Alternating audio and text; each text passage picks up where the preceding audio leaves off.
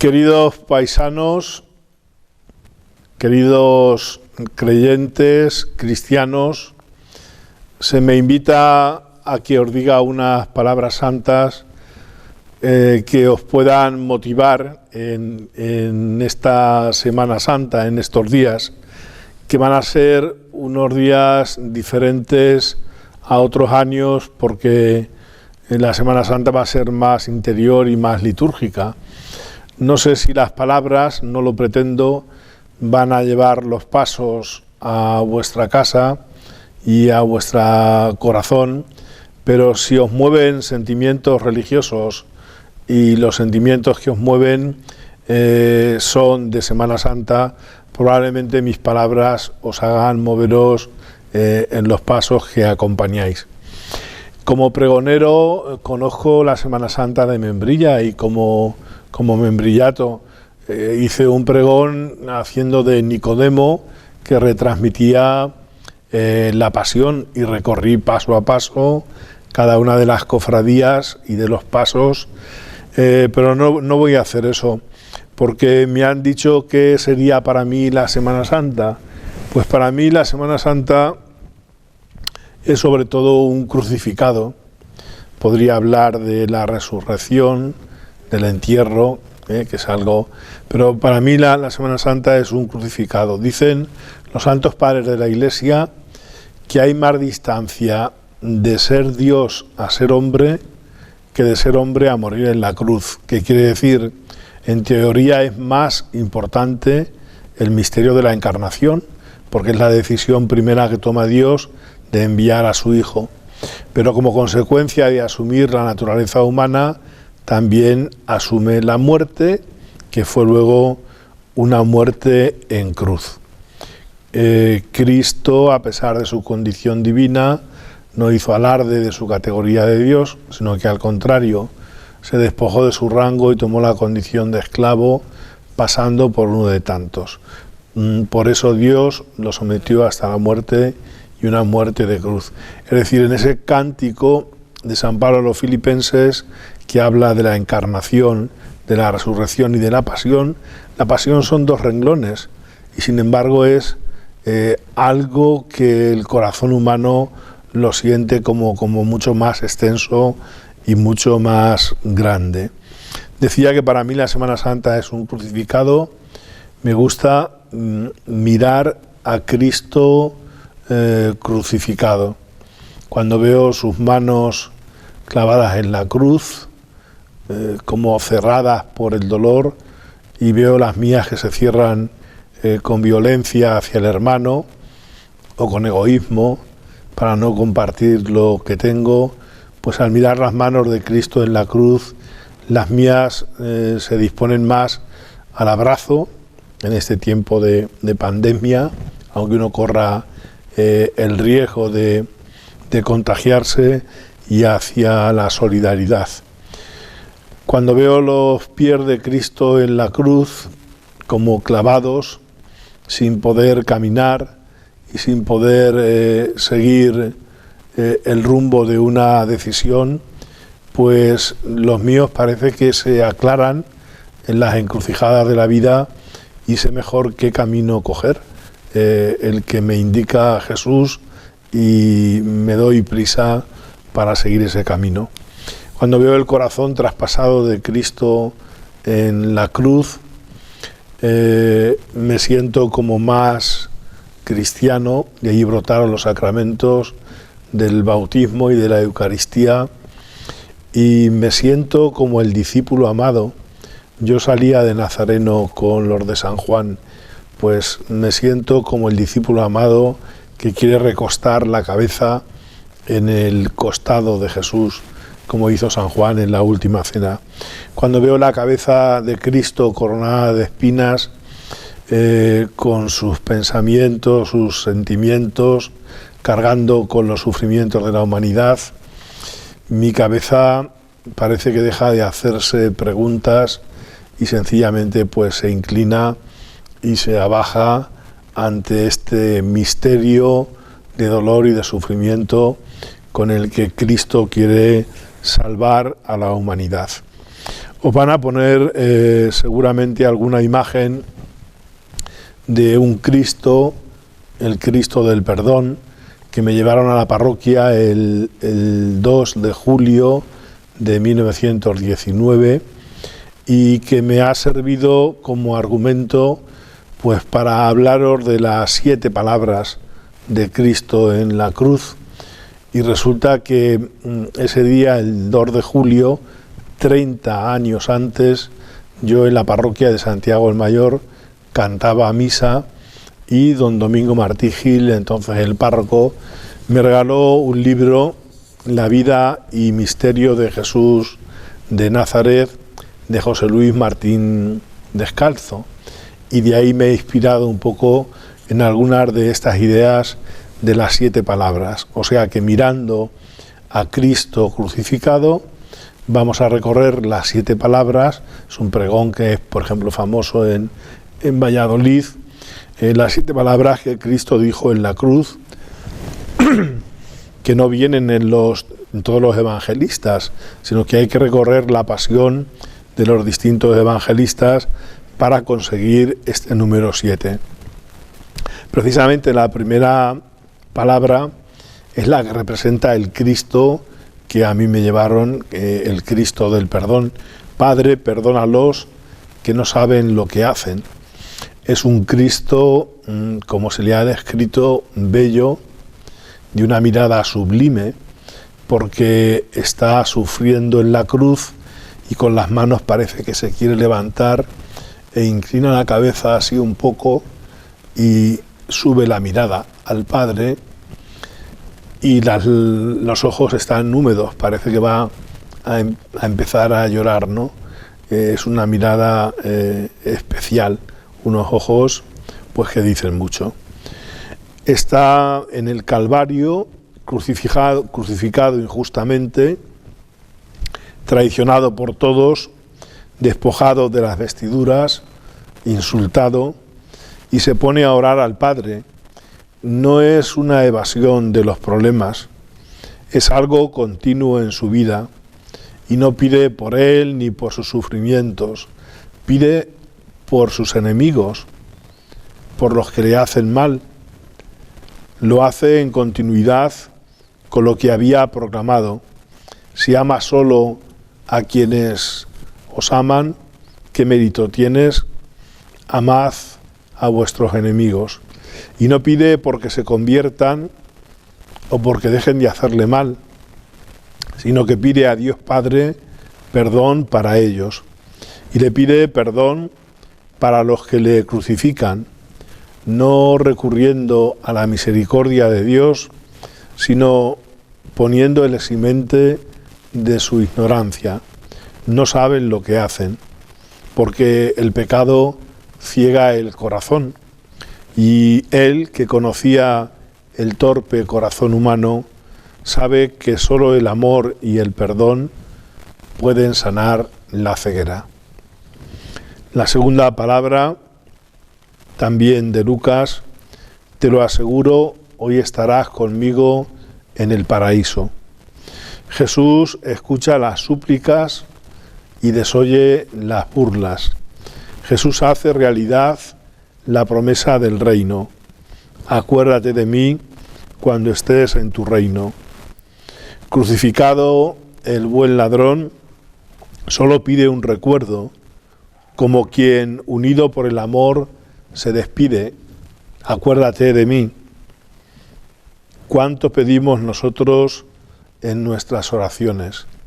Por ejemplo, una poesía de Gabriela Mistral, conocida: en esta tarde, Cristo del Calvario, vine a rogarte por mi carne enferma, pero al verte mis ojos van y vienen de tu cuerpo a mi cuerpo con vergüenza. Y después de ver a Cristo, de contemplarlo, me salto fragmentos de la poesía, termina diciendo: y solo pido no pedirte nada, estar aquí junto a tu imagen muerta, ir aprendiendo que el dolor es solo la llave santa de tu santa puerta. Los dos ladrones son paradigma de la humanidad ante el dolor. A uno el dolor le hace encerrarse y sufrir, y a otro le abre a Cristo y le pide que se acuerde de Él en su reino. La tercera palabra de San Juan: mujer, este es tu hijo, esta es tu madre.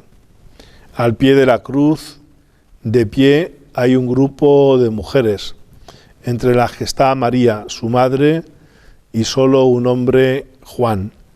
Cristo, en ese momento, se tuvo que sentir acompañado por María, pero también sentiría dolor porque quien ama, cuando descubre el eco de su propio sufrimiento en el ser amado, siente desgarrarse nuevas regiones en su interior. Es misteriosa la presencia de María al pie de la cruz de Jesús, cuando en su vida pública Jesús no quiso que María complicase su vida. Por ejemplo, en el templo, cuando Jesús se queda con los ancianos, le dice: ¿no sabíais que yo debía estar en las cosas de mi Padre? O cuando le dicen: mira, tu madre te espera, dice Jesús: ¿quiénes son mi madre y mis hermanos? Los que cumplen la voluntad de Dios. O como cuando le pide ayuda en la boda porque se les acababa el vino y le dijo: mujer, déjame, no ha llegado mi hora. La vida pública no quiere implicar a su madre y sin embargo en la cruz la implica totalmente, y es como para la Virgen un nuevo parto, el parto de la Iglesia. En la cuarta palabra de Marcos: Dios mío, ¿por qué me has abandonado? En su agonía, Jesucristo continúa la oración recordando el Salmo 21 y grita: Dios mío, ¿por qué me has abandonado? ¿Por qué grita ahora después de haber aguantado tantas cosas? Pues es porque está asumiendo la humanidad plenamente, está asumiendo los pecados del mundo. No se trata solo de que Dios muere, sino de que el hombre muere, de que el hombre Dios se hace pecado. Fijaos lo que dice San Pablo: Dios lo hizo pecado por nosotros. No es que Jesús, desesperado, cometa pecado, sino que asume, carga con las consecuencias del pecado de la humanidad. Debía parecerse en todo a sus hermanos para ser compasivo y misericordioso. Su grito es una oración. Quinta palabra: tengo sed. Para que se cumpliera la Escritura, dijo: tengo sed, mi garganta está seca como una teja. Sed producida por causas naturales, la pérdida de sangre, la deshidratación. Los soldados tenían una mezcla de vino agrio, vinagre y agua para calmar la sed. El soldado entendió a Jesús y le acercó una esponja mojada en este líquido. Es curioso que lo crucifiquen cruelmente y sin embargo tengan algo para mojar sus labios y calmar un poco el dolor con la sed. Esta expresión, tengo sed, adquiere un significado simbólico: sed de justicia, como se dice en las bienaventuranzas, pero no es el agua viva Jesucristo. El que quiera y venga, que beba gratis, quedará saciado. Yo te daré, le dice a la samaritana, un agua de la vida y no tendrás jamás sed. Jesús tiene sed de darse. Cuando ve al hombre saciando su sed en otras fuentes, le grita: tengo sed de darme para saciar tu corazón. No hay mayor dolor que no poder amar a quien se ama. Ver que el hombre no necesita de su amor cuando está muriendo por él en la cruz, que no necesita de su salvación porque la busca por otro sitio. Podría ser: tengo sed de ti. Sexta palabra: todo está terminado. La paz le habita porque ha cumplido todas las profecías. Ha cumplido la voluntad del Padre. Su misión consiste en cumplir su voluntad para realizar el reino de Dios. Así manifiesta el amor de Dios hasta dar la vida en la cruz.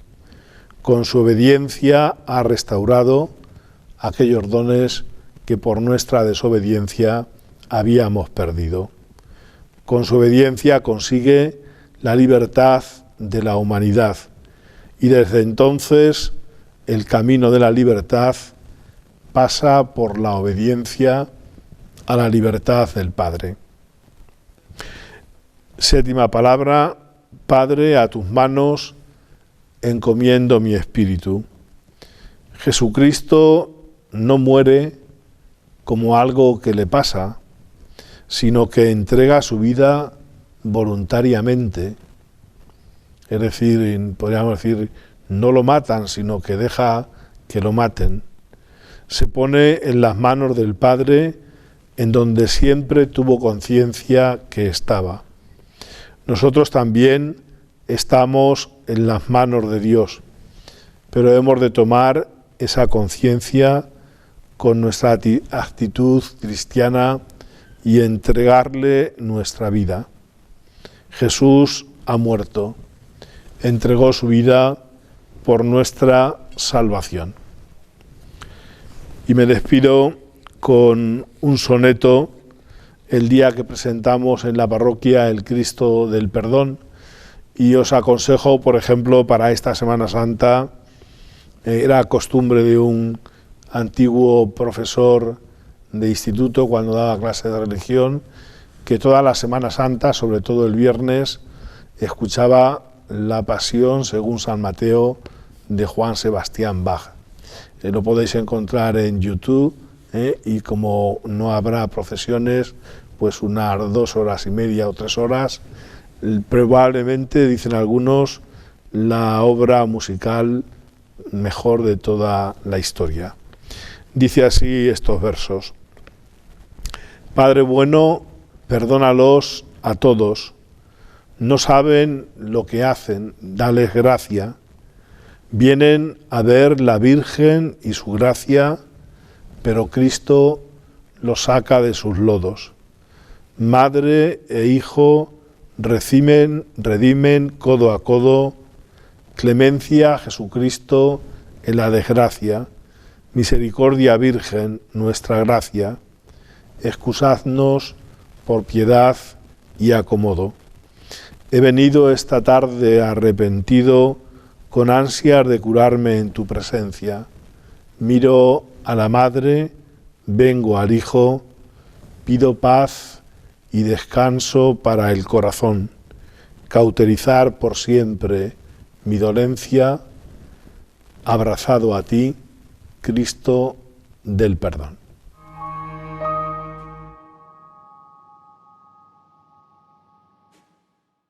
Muy buenas noches a todos, queridos hermanos, queridos amigos que nos seguís a través de las cámaras de Membrilla Televisión. Y en primer lugar, por supuesto, agradecer a Membrilla Televisión y también al Ayuntamiento de Membrilla por todas las retransmisiones que van a hacer a lo largo de esta Semana Santa de las celebraciones religiosas y también pues de entrevistas y colaboraciones alrededor de la Semana Santa de nuestro pueblo de Membrilla, y no solo llega a Membrilla sino a muchos otros pueblos que nos ven pues de toda la comarca y de toda la región, y también a través de internet pues a las personas que pueda llegar, en este caso pues de todo el mundo. Como digo, agradecer, y bueno, pues yo quería hablaros un poquito de las Semana Santa y de las Semanas Santas, porque creo que al menos hay 4, si no 5, pero por lo menos 4 Semanas Santas distintas o que se van complementando a lo largo de estos días. Serían como capas de una cebolla o como esas muñecas rusas que están una dentro de la otra y que, pues, en el caso cristiano, pues se viven todas, se pueden vivir todas alternativamente.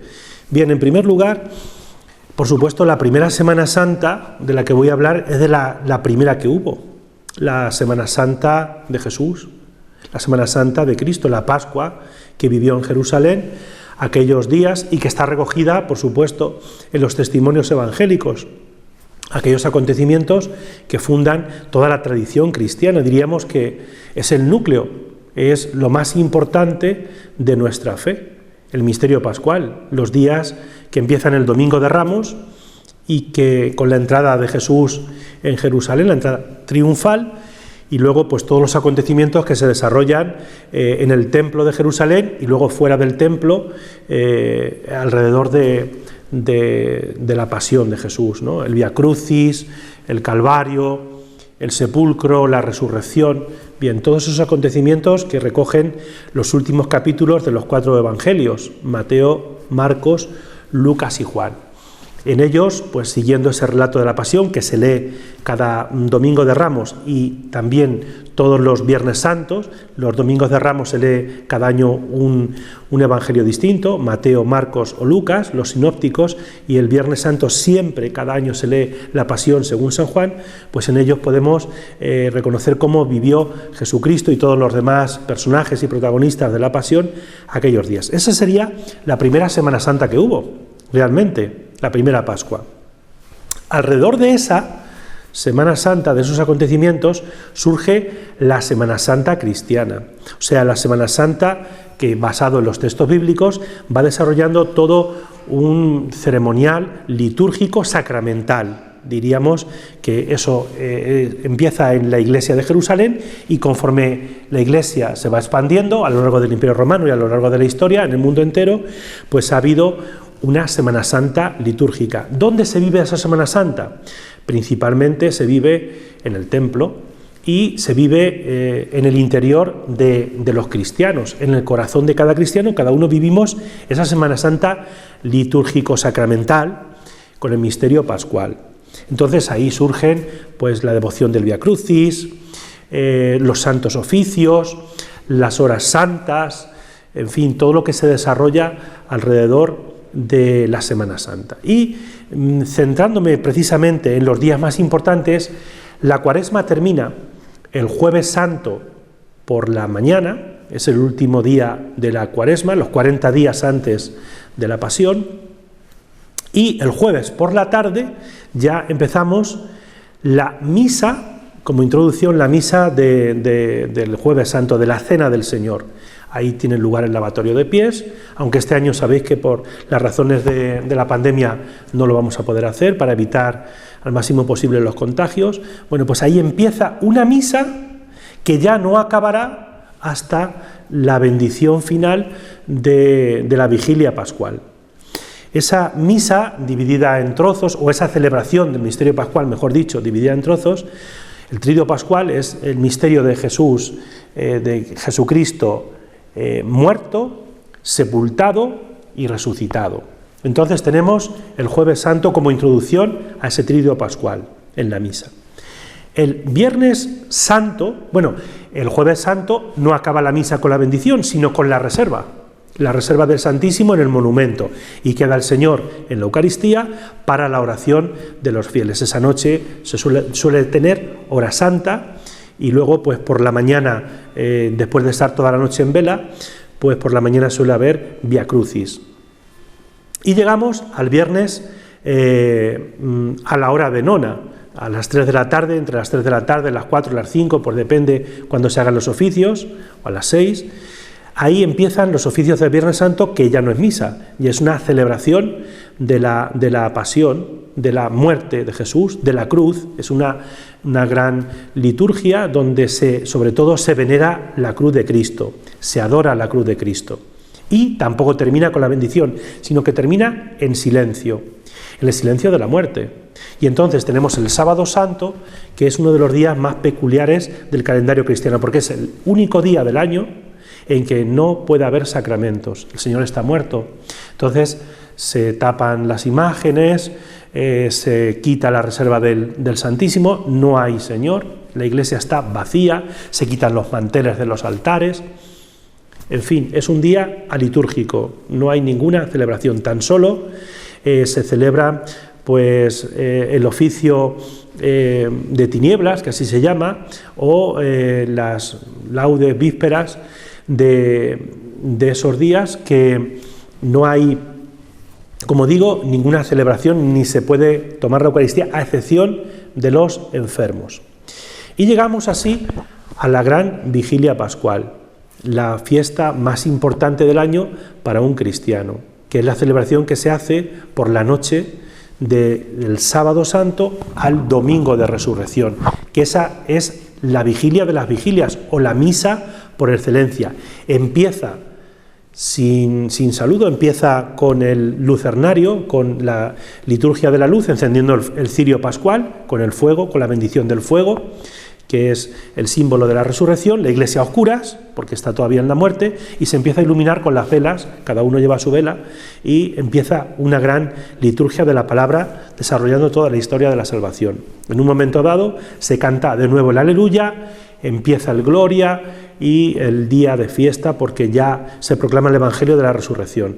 A eso continúa la liturgia bautismal. Si hay bautismos, se hacen bautismos, propiamente es el día, el Domingo de Resurrección, de hacer bautismos, y si no, pues la bendición de los fieles con el agua bendita, la renovación de las promesas del bautismo, y por último ya la celebración de la Eucaristía, donde de nuevo Jesucristo es consagrado en el pan y el vino, y ya así se despide la asamblea con la bendición. Diríamos que todo eso es un bloque, el que celebra todos esos oficios que forman una unidad. Ese sería el gran núcleo litúrgico sacramental de esa Semana Santa basada en la Biblia, que os he dicho antes, y que vivimos en la tradición cristiana 2000 años. Si viviéramos en un convento, pues esa sería la Semana Santa. Cuando dicen que no hay Semana Santa, pues sí, siempre hay Semana Santa. Lo único que ahora viene la tercera Semana Santa. ¿Cuál sería la tercera Semana Santa? Pues basada también en estos actos litúrgicos, diríamos que es una Semana Santa popular, que ya no se vive solo en el templo, sino que se vive también en la calle, en las plazas, y ahí pues veríamos que entra ya lo religioso cultural, ya se mezcla con lo cultural, lo folclórico. Incluso en España pues hay Semanas Santas de interés turístico, pues pensemos en Sevilla, pensemos en Castilla la Vieja, Castilla y León, pues Zamora, Salamanca, Valladolid, Murcia. Bueno, pues en España hay tanta, y la nuestra pues también de Ciudad Real, que también es de interés turístico nacional, no sé si internacional, que me disculpen los de Ciudad Real, que no lo sé, pero bueno, que en muchos sitios hay esa declaración. ¿Por qué? Pues por todo lo que ha generado también a lo largo de los siglos, y especialmente en España, todo el tema de la religiosidad popular, las cofradías, las hermandades, los pasos de Semana Santa, las imágenes, algunas bellísimas que tenemos en todos los pueblos, toda la parafernalia que hay alrededor de las procesiones, todo lo que mueve, ¿no? Flores, música religiosa, pensemos en Sevilla o en Andalucía y también en La Mancha, todo el tema de la música cofrade, de las marchas procesionales, que están teniendo un boom, diría, un auge tremendo, toda la orfebrería, los mantos, todas las vestimentas, bueno, pues todo eso es lo que se vive a nivel popular. Incluso diría que hay una Semana Santa gastronómica, porque hay unas recetas, igual que en Navidad están los turrones, los mazapanes y los polvorones, pues en Semana Santa pues están las torrijas, las flores, todas las comidas y postres y dulces de Semana Santa. Ahí es donde se sitúa mucha gente del pueblo. Ahí es donde vive la mayoría de nuestro pueblo cristiano la Semana Santa. Cuando hablan de Semana Santa, casi siempre en el imaginario popular está esa Semana Santa. Bien, y ya hablaríamos de la cuarta Semana Santa. Yo diría que ya no tiene ni el nombre de Semana Santa, es una Semana Santa laica, que ya incluso se va saliendo de ese círculo de la tradición popular religiosa, y pues se dedica más bien, pues eso, una Semana Santa sin referencias religiosas. Son unos días de vacaciones y la gente aprovecha la Semana Santa pues para viajar a otros países, para viajar a otras ciudades, pero ya sin referencias religiosas, simplemente pues son días de vacaciones donde queda ese residuo o ese recuerdo, pues de sí, que son días de fiesta, días realmente sin religión, sin fe, y así la vive mucha gente también, por desgracia cada vez más, en nuestra España y en Europa y en muchos países. No hay ninguna referencia religiosa. Qué lejos está de esa Semana Santa bíblica, de esa Semana Santa litúrgica que decíamos al principio. Y luego me atrevería a decir, no lo sé, si hay incluso, ya se está empezando a forjar una anti-Semana Santa, ya sería ir en contra, decir, mira, es que no queremos ya ni que salgan a la calle los pasos, es que nos estorban, es que incluso pues hay gente que puede estar en contra. Vivimos en una sociedad libre y democrática y hay gente pues que eso lo rechaza. No habría por qué, porque hay otras expresiones que no son cristianas y que los cristianos no rechazamos siempre y cuando se conviva en una sociedad libre y democrática, pues que tenemos que tolerar a todo el mundo, los que son religiosos, los que son menos religiosos y los que no son nada o antirreligiosos. Todos tenemos que convivir pues en libertad y en tolerancia. Entonces, yo creo que nuestros pueblos todavía, especialmente en La Mancha y concretamente en Membrilla, la mayoría estamos en la Semana Santa litúrgica y popular, pero como digo, quizá las nuevas generaciones de jóvenes tienen ya menos referencias y habría que cuidar esa tradición para que no se pierda. Bien, pues no sé si todos estaréis o no de acuerdo en esa división quizás un poco artificial, ¿no? Pero yo veo que conforme se va alejando del centro, va apareciendo esos tipos de Semana Santa que se van viviendo en la gente. Y también querría, también por un poco, pues querría, por ilustrar los días de la Semana Santa, pues con un poema que he sacado de este libro que se llama La Pascua de los Sentidos, de Benjamín González Vuelta, es un sacerdote jesuita ya mayor, que escribe muy bien y que escribe poesía religiosa. Y pues tiene aquí un poema donde todo esto, resumido, pues lo dice él de una forma mucho más bella que quiero también transmitiros y compartir con vosotros. Él es jesuita, está basado pues, en los ejercicios de San Ignacio de Loyola. Sabéis que la tercera y cuarta semana está dedicada a la Pascua, la tercera semana es la muerte, la pasión, y la cuarta la resurrección. En la tercera semana San Ignacio dice los ejercicios, considerar cómo la divinidad se esconde, y en la cuarta semana considerar cómo la divinidad que parecía esconderse en la pasión ahora aparece y se muestra de una forma milagrosa pues los verdaderos efectos de la resurrección. Así que pues os voy a leer este poema que lleva por título Resucitó. En la tarde del viernes, las instituciones del poder exterminaron de la tierra al justo venerable. En el cuerpo de Jesús expresaron su deseo de reducir a polvo su carne y su memoria. El espíritu de Jesús ardió como una antorcha de fracaso, de angustia y de abandono de Dios.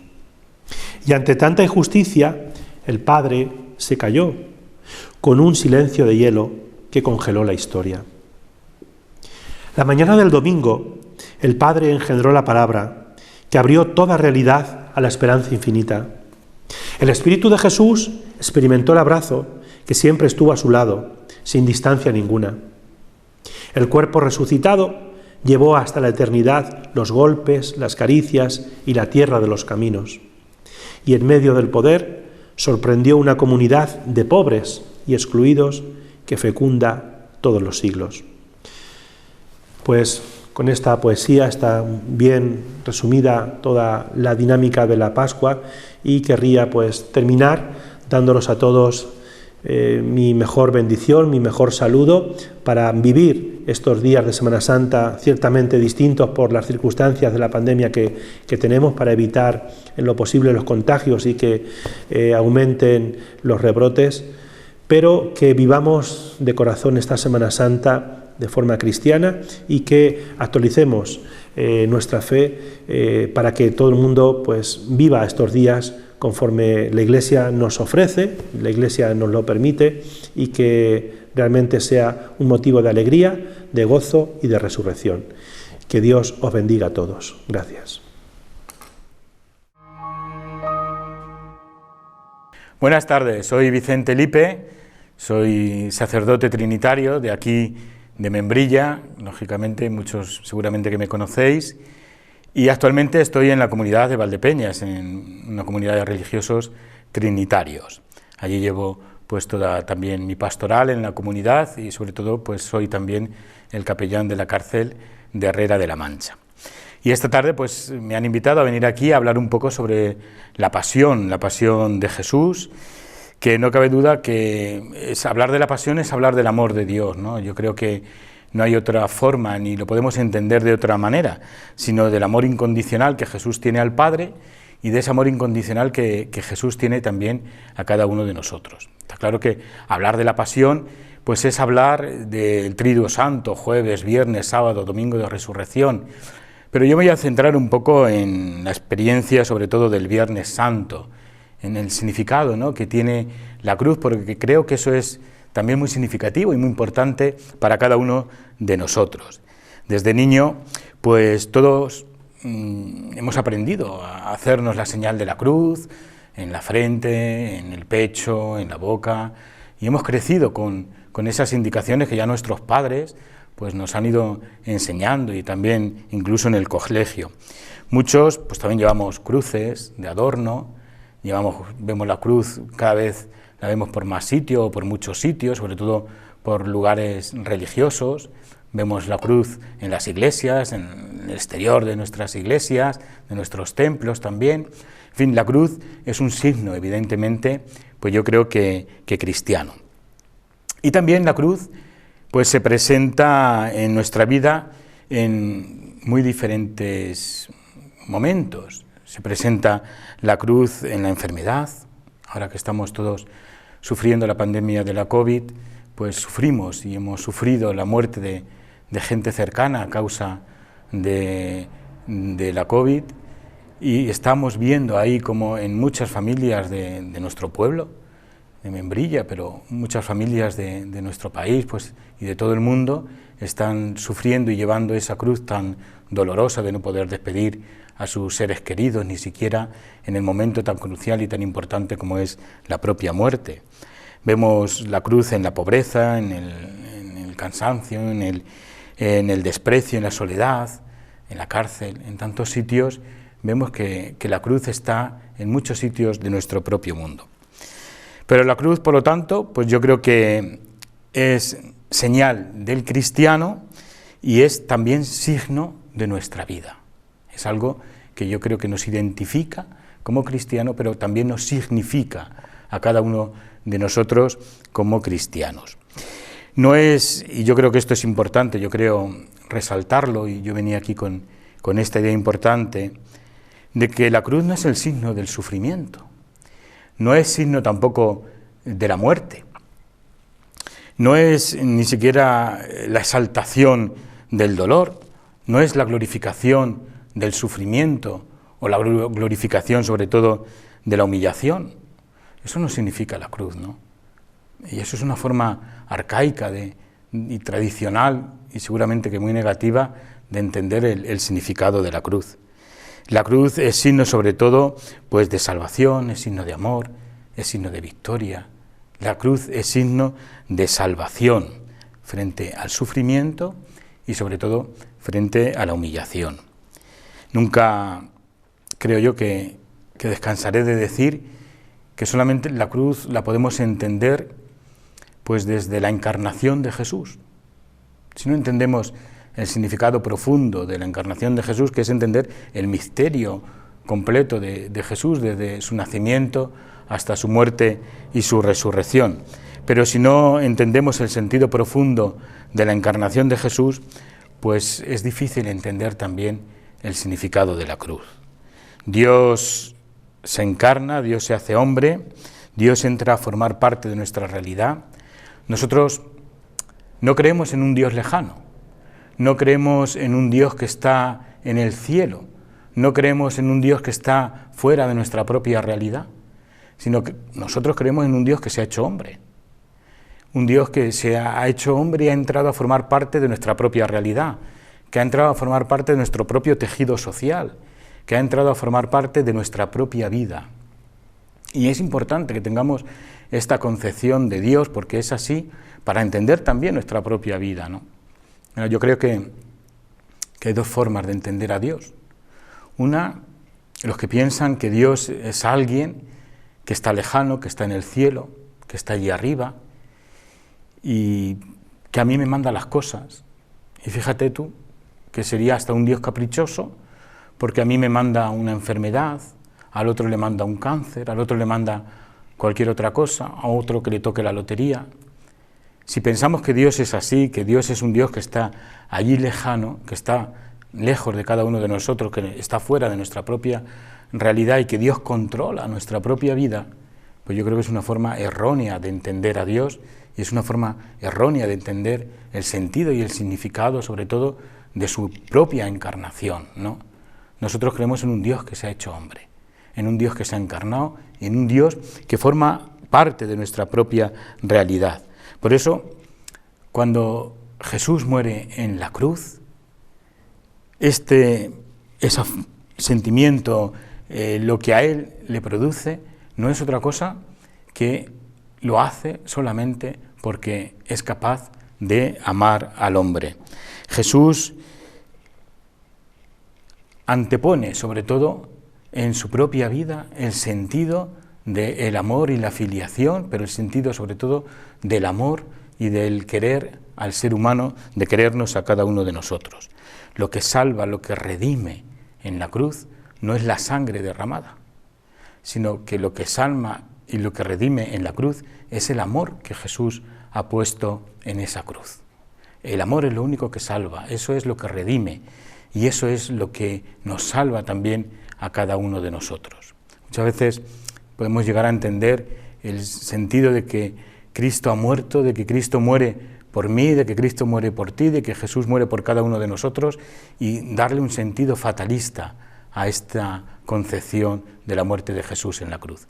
Y en cambio no es así, sino que Jesús muere en la cruz, da su vida en la cruz por amor a cada uno de nosotros. Jesús entrega y da su vida pues porque nos ama, porque nos quiere a cada uno de nosotros. Fijaos, el Jueves Santo vemos esto muy bien. En la celebración litúrgica que celebramos el Jueves Santo se ve clarísimamente, ¿no?, el sentido de entrega y de donación de Jesús por el hombre, por nosotros, ¿no? Y lo hace el Jueves Santo en los oficios, es el día que se lee el Evangelio del lavatorio de los pies.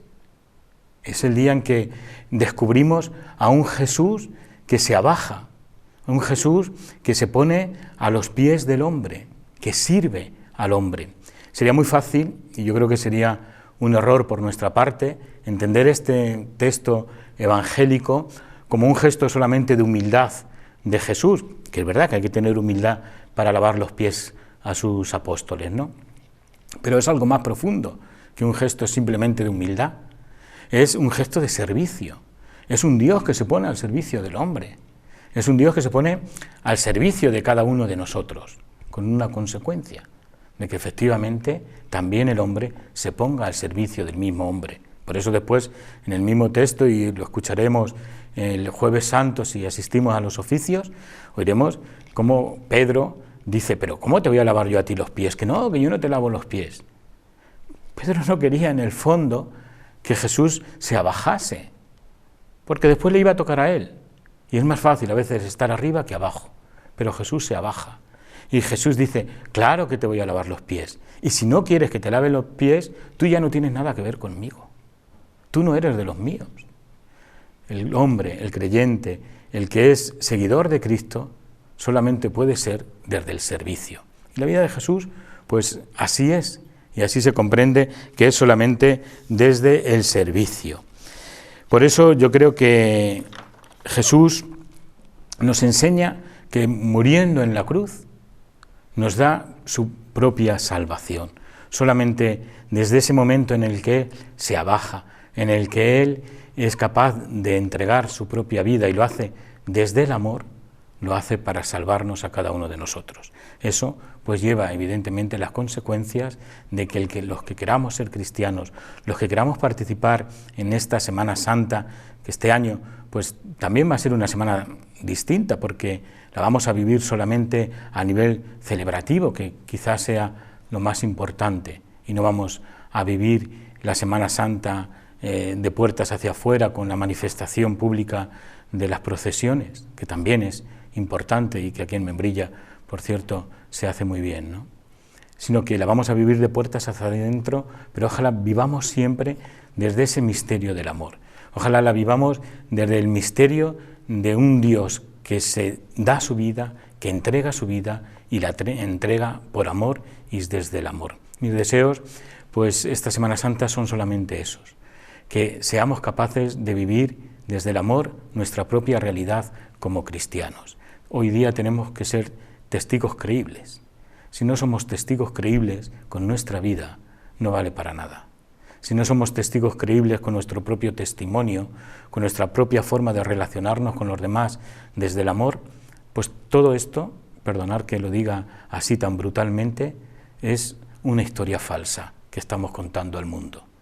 Y no hay nada más real que la vida de Dios entregada por cada uno de nosotros. Pero solamente hoy, desde nuestro propio testimonio, podemos llevar a cabo esta propia realidad.